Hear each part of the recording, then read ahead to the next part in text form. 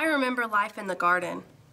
Everything was so beautiful, so peaceful, until, well, you see, I wanted to know everything, and I thought that if I could just think like God, that I would understand the trees and the animals and the grass and maybe myself.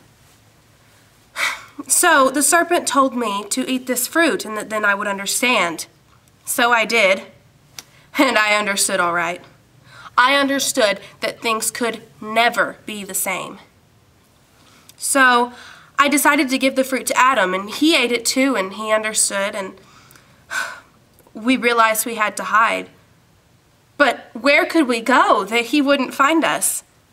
So then we were banished and kicked out of the garden forever.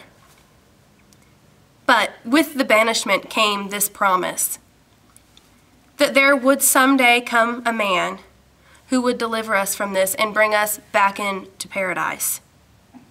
We had only to wait for his plan, and someday he will come.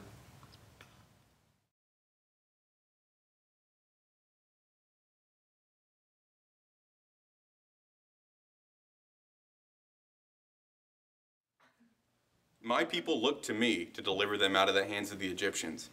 Slavery was all they had known.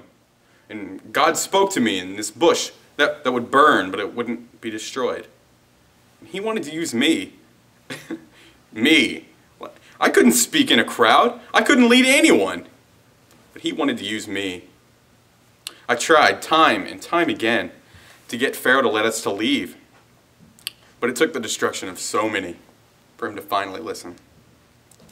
And so I led my people out of the Red Sea and into the desert in search of the promised land. And God spoke to me again on the mountain. And with his command came a promise. He said one day the law would be fulfilled. One day one would come who would set us free from our slavery to the law. Someday he will come.